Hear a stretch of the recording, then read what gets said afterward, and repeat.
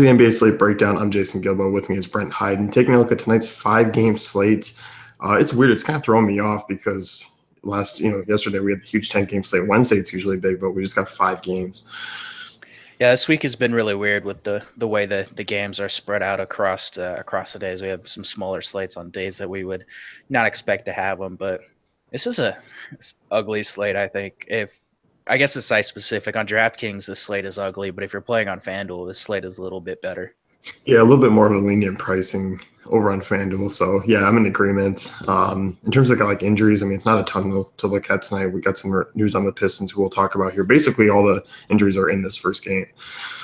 Yeah, pretty much. I guess we're still waiting on the Sabonis news, and obviously Elfrid is a game time decision. That game we'll know ahead of time, so that's good. And yeah, that's pretty much the only injury news we have.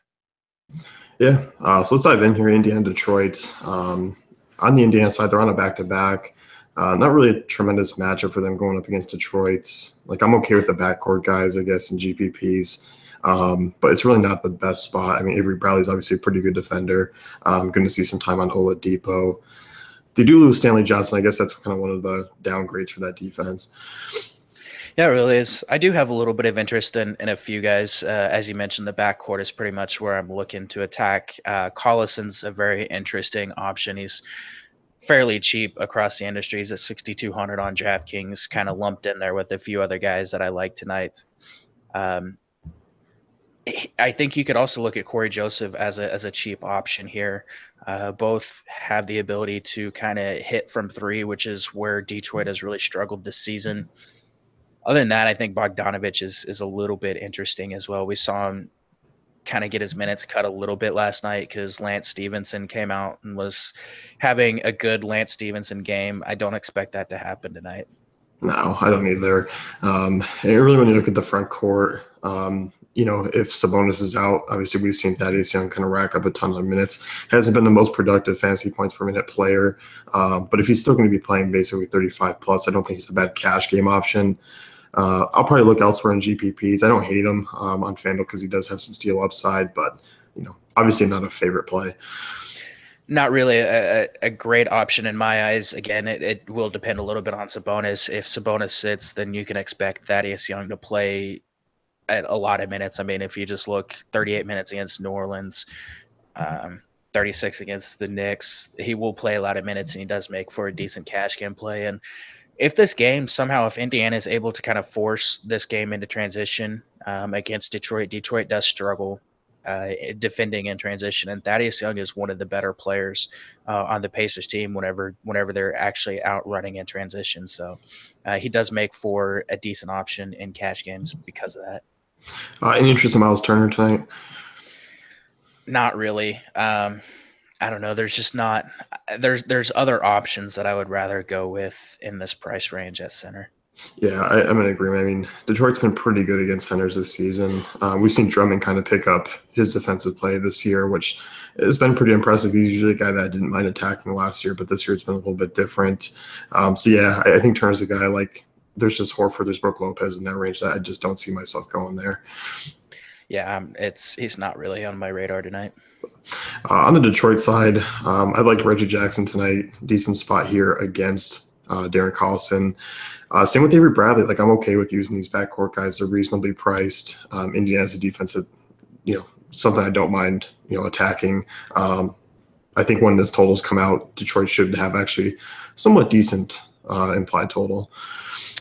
Yeah, it's an interesting spot. I think Reggie is probably one of the top cash game point guard options on the board. If you just look at his game logs alone, I mean, he's just really incredibly consistent this season. I guess his biggest knock is he never really plays more than like 31, 32 minutes because he's splitting minutes with Ish Smith. But this is a good matchup. We know the Pacers not great on defense. They rank 21st in the NBA in defensive efficiency against point guards, allowing like 48 fantasy points per game. So it is an excellent spot for Reggie. I think he comes out and puts up a solid floor game for cash. Ish Smith, obviously a strong fantasy point per minute producer. If you need a cheap option, we know the minutes are going to be fairly secure for him, so I don't mind using him either. And you mentioned Bradley. Bradley's a fine option. I don't know. I hate using Bradley on most nights because he's so incredibly inconsistent. I think he's best reserved for GPPs. Yeah. In terms of front court options, with Detroit, Tobias Harris is a guy that I know you and I are both looking at. Power forwards against Indiana, it's kind of been a good crucial spot to target on a nightly basis. So Tobias is going to be a guy I feel is, appropriately priced, but probably underpriced for this matchup. So I think he's going to be a guy actually heavily used tonight. Yeah, he's a guy that I'm wanting to get into a lot of my lineups. He's fairly safe. Obviously, he does have a few games where he's come out and put up, like 24 fantasy points, but for the most part, you can expect a solid game out of him for your cash lineups. And then he obviously has a ton of upside in a matchup against the Pacers, who have really, really struggled to defend wings. His usage he looks at about 23% whenever Stanley Johnson is off the floor and John Lure as well. So usage goes up a little bit. I think his opportunity to score is going to go up a little bit as well. So I really like Tobias Harris here. Yep. Drummond's interesting tonight because he kind of isn't in my core of centers to use. I think people are going to be looking at Towns. People are going to be looking at Horford and Lopez, kind of those three. I think we see a little bit of a lower ownership on Drummond. So I like him in GPPs tonight. Actually wrote up Drummond in my GPP article that'll be up later today. There's a couple reasons why I think he's a GPP only play, and you can't use him in cash. First of those being Miles Turner is going to probably log heavy minutes again, and we've talked about Drummond not being great on the defensive ends at times last year. We saw like whenever Miles Turner was able to stretch the floor and pull Drummond out of the paint, like Drummond really struggled. I believe in 2 matchups against this Pacers team, I think he was only able to average around 40 fantasy points. That's kind of tough at 8,400 on DraftKings to get him in if that's what his expectation is. And I think he's 94 on FanDuel, which is really, really expensive. That being said, Pacers have struggled against centers this season. They are giving up a decent amount of rebounds, 44.2 per game. And they are allowing opponents to shoot 66% at the rim, where Drummond is basically taking 70% of his shots. So it's a spot where he could come out and put up a huge game. I just do have a little bit of concern that they kind of stretch him out a little bit, and that could limit his upside. And with Stanley Johnson being out, John Lure being out, you looked at me and just was like, is this an Anthony Tolliver night? And we just kind of both laughed and go, no. I don't want it to be an Anthony Tolliver night, but like you can't deny the production that he's had at times this season. I feel like this is the Quincy AC spot from last night. Like you feel like he could probably come in and get you like 20 fantasy points, and there's a chance he could, but there's also a pretty decent chance he flops. Yeah. I think he's kind of a play where, like on DraftKings, if you really are trying to get Porzingis in with like a Curry or something, I'm not going to rule it out, but like FanDuel, I don't think you need to go down there. Yeah, there's no reason to even look there on FanDuel. Definitely someone that you could, I guess, consider in extreme GPP cases on DraftKings. Knicks Magic next here, 214 total. I like this game quite a bit in terms of production, really on both sides. We'll start with the Knicks here. Porzingis, obviously on the back-to-back. He only played 28 minutes last night, so I'm not completely worried with the back-to-back. Heads down to Orlando, who really struggle against power forwards. Porzingis is a guy that I'm going to be using quite a bit of.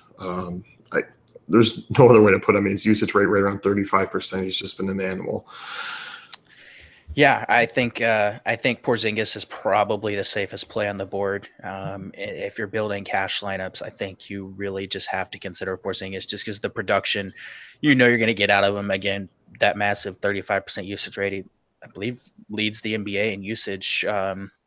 His scoring average obviously went down just a little bit because of the matchup against Charlotte, but with that amount of shot attempts he's taking every single night, it's really, really tough to ignore him. Yeah, as far as like the wings and stuff like that, Tim Hardaway Jr. obviously still getting his shots. I don't mind him on the slate. I think he's a little bit expensive for my liking, just in terms of early lineup construction. I don't mind him if you're kind of going the balanced approach. It's not a bad spot. Once again, the point guard situation is something that we kind of want to keep looking at because we're just waiting on the rookie to get some more playing time and consistent playing time. Yeah, the Jeff Hornacek rotation roulette has been a killer for daily fantasy. I mean, obviously we saw Ntilikina come out and play 26 last night. He played 24 the game before that. You would expect that he's going to see 24 to 26 minutes. Had a really bad shooting night last night, which I guess is to be expected a little bit. I don't know. Like, this is a situation where I want to see the lineup that Orlando rolls out. Like, if Alfred is out, which I expect him to sit, and they start Simmons, I think I would rather look at Ntilikina because he'll play off the bench against like Shelvin Mack.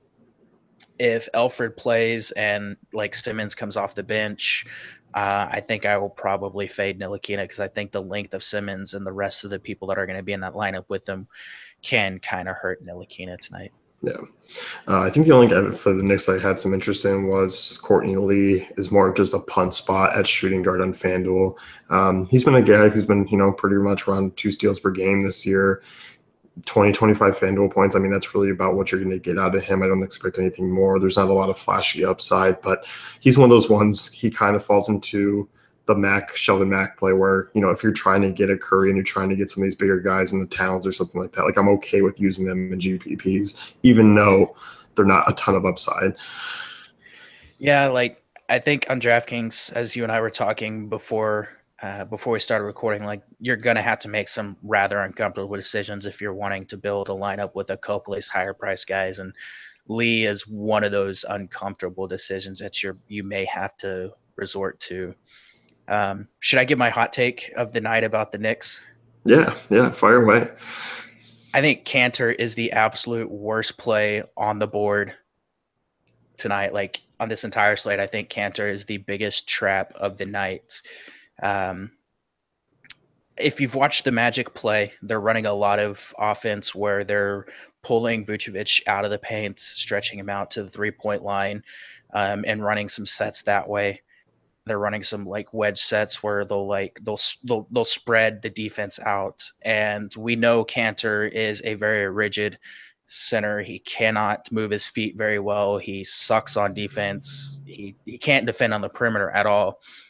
And in theory, this game should go with Kyle O'Quinn playing extra minutes at the 5, Kristaps playing extra minutes at the 5, and Lance Thomas playing a few extra minutes at the 4, assuming Jeff Hornacek wants to win. That being said, it is Jeff Hornacek, and he basically throws logic out the window with everything that he does.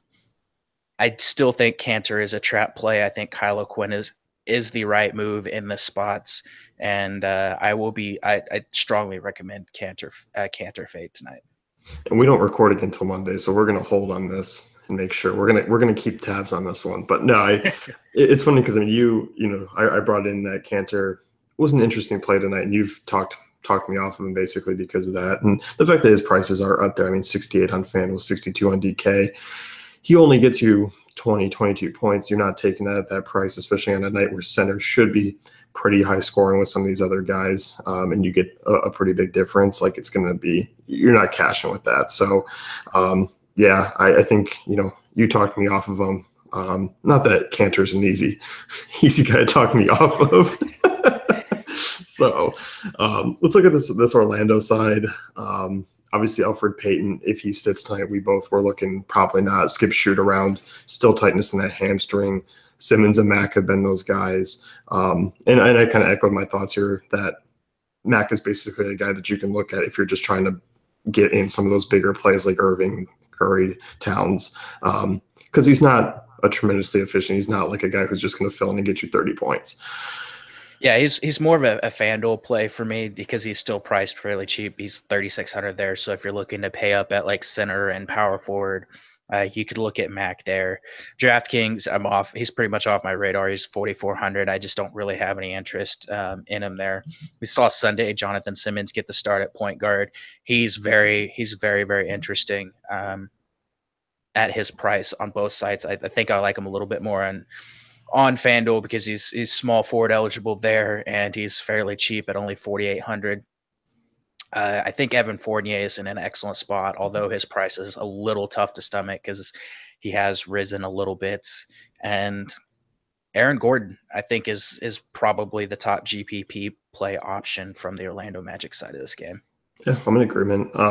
As you mentioned, Fournier's price 61 on FanDuel is not bad. Like we were just paying 76 for him or 77 the other day. Like he dropped quite a bit.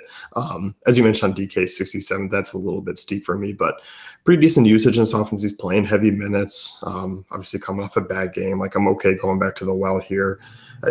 109 implied total, and there's not a ton of scores in this Magic team outside of Fournier and Vooch and Gordon. So like I'm okay with that. Yeah, and if you really look, I think like the Knicks defense has not been terrible this season, but one of their biggest weaknesses right now is they're just getting crushed by player on spot ups. Like they're allowing the third worst number in the NBA. They're allowing 1.11 points per spot up play, and that on like a 22% frequency, which is one of the highest numbers in the NBA. They're allowing opponents to shoot like 58.2% from the floor on those. Evan Fournier is been killing it on spot ups this season. He ranks in the 98th percentile of all players this season on spot ups. Like, I think this is a spot where he just kind of posts up in a couple spots on the floor and just chucks. Kind of like Middleton last night, where I thought like he could attack a few of the weaknesses with Cleveland. I think this is another spot where Fournier can really attack one of the big flaws in New York's defense. You mentioned Aaron Gordon, solid GPP play. I kind of view him and Vucevic the same, where they're just kind of GPP spots. I like Vucevic's price over on DraftKings. He's 71. Not a bad where you can kind of roster two of those mid-range centers, Horford, Whiteside's there again, who we'll talk about later on.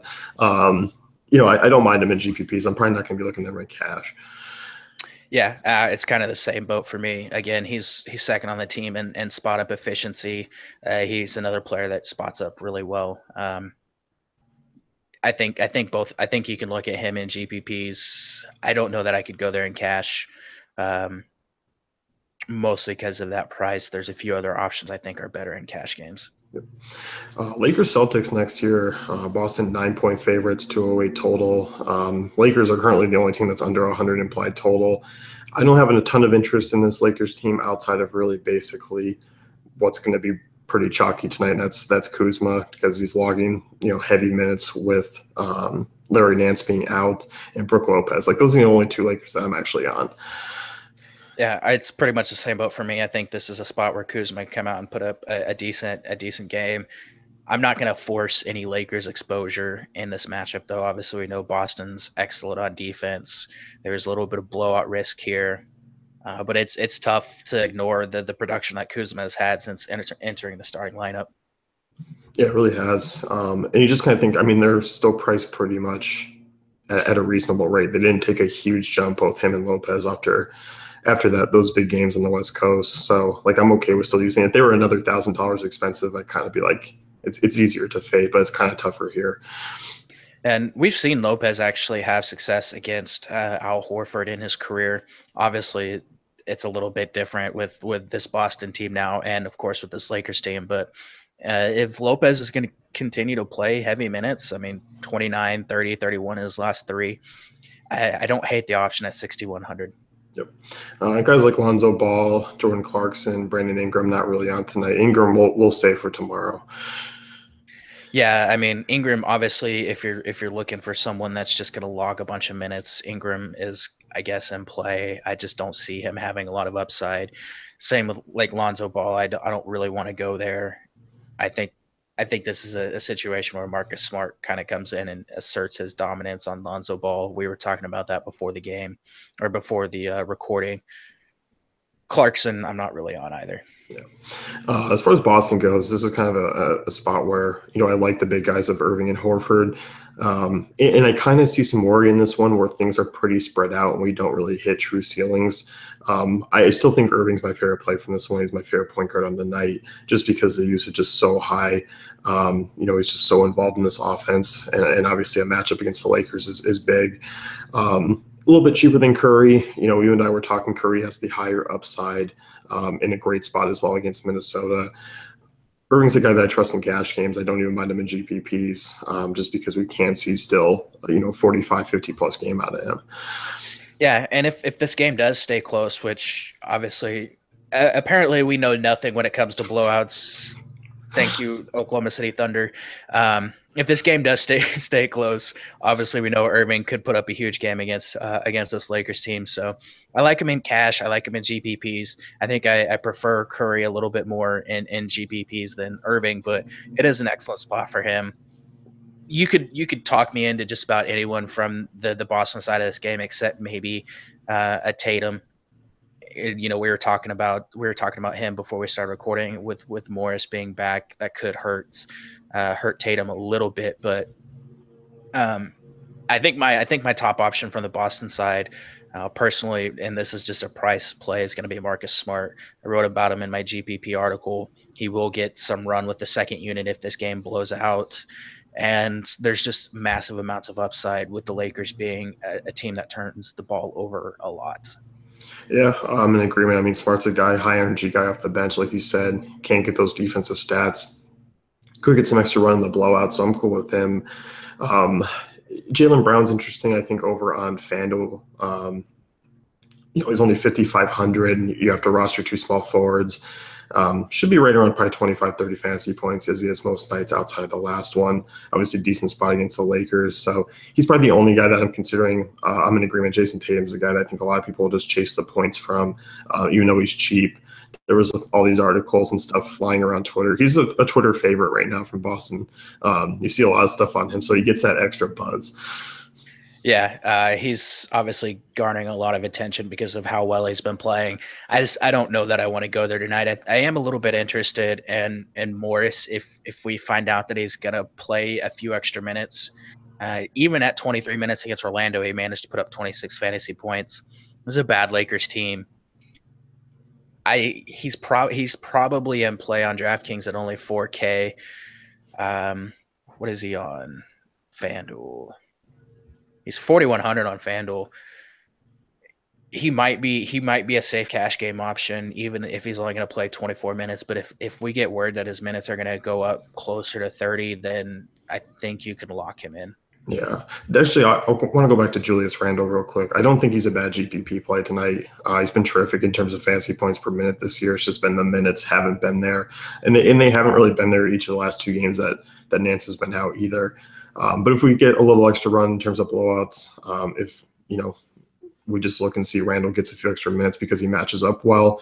Like, I think at these prices, you can take a shot on him if you're making multiple lineups because he's still cheap. I mean, he's 4,500 on FanDuel. He's 49.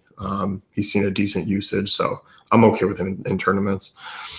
Yeah, I think the biggest limiting factor for him has just been effort. Like Luke Walton is rewarding the guys that come in and actually try to play, and Randall's been a guy that's had the reputation of being lazy. And I think that's why Kuzma is getting so much more run because Kuzma is explosive and he crashes the glass and he plays hard. So obviously, as you mentioned, GPP option, he could come out and have a decent game, but definitely not someone that you can go out in cash games. No, too risky. Miami Phoenix here, 213 total. Start with the Miami side. We get Waiters back, your favorite player in the league. And we get Whiteside, who he missed last game, right?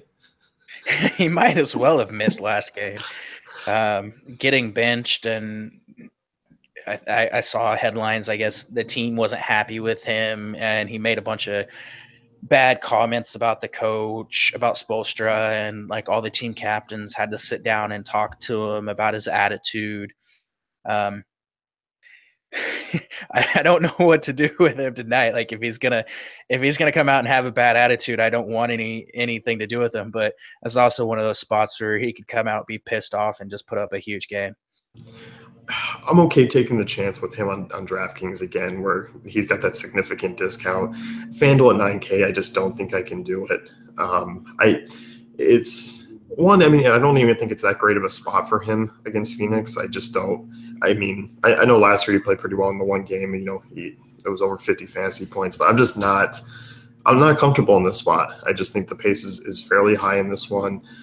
He's going to have to deal with Tyson Chandler and Len down there in the center. And like you said, there's just a risk of him getting benched, and we see James Johnson come in and just go off the walls again. Yeah, GPP only. You can't even go near him in cash games right now. No. But guys, I do have some interest in. Obviously, Goran Dragic, it's a revenge game.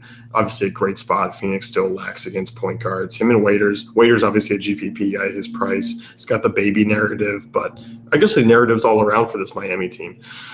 Yeah, there really is. I think if you're going to target the revenge narrative for Dragic, obviously you want to do it while they're playing in Phoenix. So excellent. I think he's an excellent cash game play. He's going to be extremely popular. You can fade him in GPPs for sure, but the matchup is awesome. As far as waiters go, I wrote him up in my GPP article. Like my lifeboat is going to be strapped to a tree on Waiters Island. So as soon as this game is over, like I can escape and get off Waiters Island. I hate Dion Waiters. He is a terrible basketball player, but the dude is gonna shoot and shoot and shoot, and the Suns cannot defend anyone. Um, they're allowing 40% on 3-point attempts. They're allowing 47% on just overall field goal attempts. So I think this is a spot where Waiters comes out and puts up a big game, but I'm abandoning Waiters Island as soon as this game is over. It's always fun when we get you worked up about waiters. It's just really it's classic.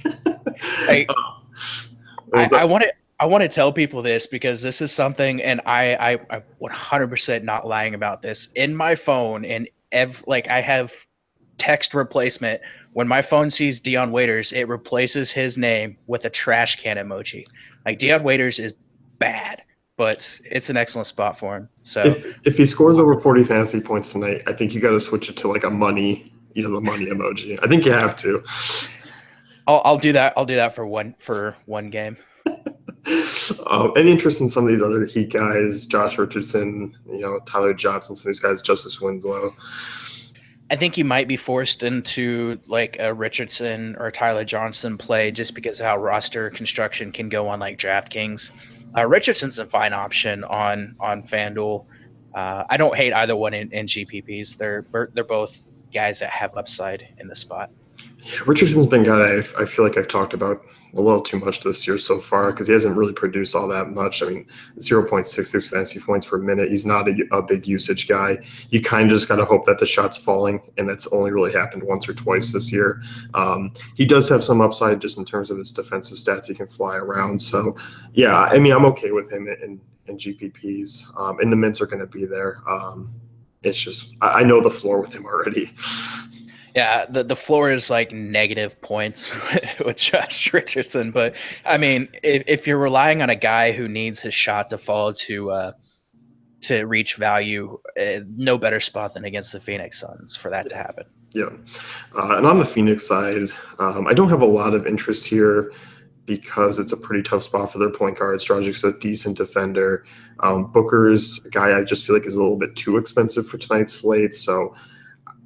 I mean, TJ Warren's probably the one I'm interested in the most. It's a middle of the road matchup, and I feel like he's priced right, and he can do a little bit of everything. Yeah, Warren's kind of the guy that I'm looking at here. I also like. This is uncomfortable to say, but like I don't mind Tyson Chandler or Alex Lynn. Like both of these guys are probably cash game viable just because you can feel pretty comfortable that they're going to get you like 24, 25 fantasy points. And on a night like tonight, I know that's not like 5.5 or 6x value or whatever value multiplier people want to throw out, even though it's a rather archaic way to look at it still. Like I think they can get you, a decent amount of points. And it's not going to kill your cash game lineup. Yeah, and I think they're great DK options where you can roster the two centers, and they're cheap and they open up, a little bit of salary, and they're going to go in there and pull down a hefty amount of rebounds. Obviously the not greatest scores. We saw Lamb last game really rack up some blocks. So if you can get that again, I mean, I like taking the chance there. Yeah, for sure. So last game of the night, Golden State taking on Minnesota. 229 total here, highest of the night by far. Obviously a great game to target. But it's kind of tricky because we're looking at a team with a lot of usage to go around. Some guys that are bigger names but haven't really been performing all that well. Jimmy Butler. So I'm kind of looking really at Jeff Teague on this Minnesota side is one of my favorite options, and obviously Towns. Yeah, I think Teague is just an excellent option, both cash games and GPPs. He's been outstanding for this team so far this year. Um, I was actually shocked whenever I was doing my research for this slate. Jimmy Butler is averaging like 0.83 fantasy points per minute this year. I didn't realize he'd been that bad. Like I knew he'd been bad, but I didn't realize it was that bad. His price is starting to come down a little bit. He's down to 6,900. In a matchup like this is always an opportunity for him to have a good game. But I think T is the safest option on the board if you're looking to roster someone from Minnesota. Yeah, and you talked about him before being a nice little pivot away from Dragic, in the same price range. T's going to be a guy who, uh, for me, I'm going to probably use in most of my lineups where I'm playing a little bit more Warriors exposure because I think obviously if T has a bad game, I kind of think Minnesota has a bad game in general. And that's kind of how I view this one. And guys like Wiggins and Butler, I'm not really on tonight's slate. They're going to deal with a little bit of length in terms of defense, and I kind of rather go with the two guys. Yeah, it's definitely that's the way I'm going. I don't want to spend too long talking about him, but I think Taj Gibson is an interesting cash game play as well. Again, as I've said multiple times, you're gonna have to make some uncomfortable decisions. Taj is playing a decent amount of minutes. He's fairly cheap at 4,500 on DraftKings. It's another spot where you could see him put up 24, 25 fantasy points and maybe even get to that 30 mark. So Taj is someone that I don't hate on DraftKings. Yeah, I'm with you. Anyone else that you want to talk about Minnesota-wise? Cat's an excellent GPP option. Yeah. Yeah, he was kind of the obvious. Yeah, that is a pretty obvious option. Obviously, coming off a bad game against Charlotte, he's put up some stinkers recently. This is an excellent bounce back spot. We know Golden State does struggle at times to defend centers. He's probably gonna put up a decent scoring game. Rebounds may be a little limited, so that could limit his upside. But this is a matchup where he has looked solid in last year. Yeah, and I feel like his DK, even though he's the most expensive center on the board at 8,900, I feel like that's a reasonable price for the Towns upside that he does have in this spot because Golden State really hasn't been great against centers this year. No, they really haven't. So at that price, I'd be willing to go there. FanDuel, I think he's 9,700. Yeah. Not really looking to go there on FanDuel. Yep. Let's move over to Golden State side of things. Obviously, when you look at their implied total, 120. Curry will start out here. Tremendous spot. Minnesota's been, god awful against point guards this season. And I really think Curry, like you said, has that upside over Irving tonight. He starts slow. He's been starting a little bit slow this year, but once again, he's dialing up plenty of assists. And when you look at Minnesota and how bad they've been and how opponents have shot against them this year, this should be probably a double-double game for Curry if he can get the assist. It really should. And if you're going to give me a point guard at Curry's price, that's going like he's averaging over 16 and a half field goal attempts per game. We see some of these games where he takes like 10, 11, 12, 13 3-point attempts. And if you're going to give me that at his price against a team that's allowing opponents to shoot 50% from the floor and 35% from three, that's a lock and load for me. Yeah, it is. How do you feel about like Klay Thompson and Kevin Durant tonight? Like, I don't see myself having a ton of exposure in these spots. I think Draymond's probably the other guy that I would like to use. I think Klay is interesting in GPPs, not really a cash option for me. Durant's probably going to end up spending a lot of time on Butler, and I know that the Minnesota defense has not been good this season, but I think this is a game where Butler actually gets up for defending Durant. Again, you could always take that chance in GPPs, but I'm not going there in cash. Draymond, I think is in line for a huge game. Timberwolves, not a great rebounding team, not great. I know the defensive efficiency numbers against power forwards look scary, but I think some of that has to do with who they've actually faced at that power forward position.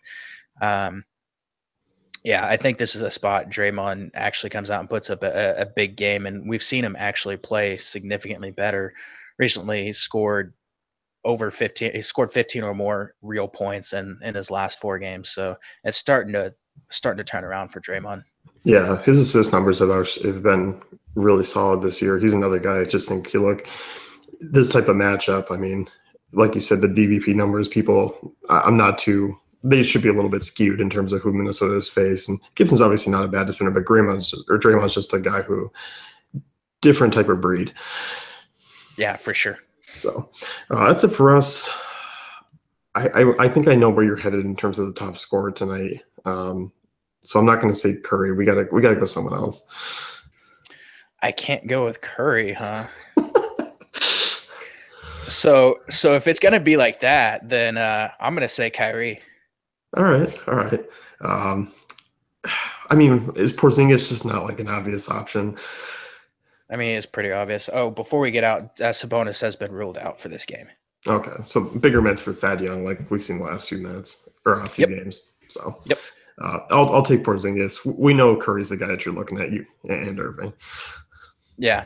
Well, I was gonna try to be an a-hole and steal. I thought you were gonna go with Irving, so I was gonna steal your guy. No, I was. He could go out there and drop a huge game, but blowout concerns worries me a little bit. Yeah. So that's it for us. Once again, you can head on over to DaveFantasyCafe.com. I know your article will be up pretty shortly here and throughout the rest of the day. Check out our cheat sheets, optimizer as well, and good luck tonight. Good luck.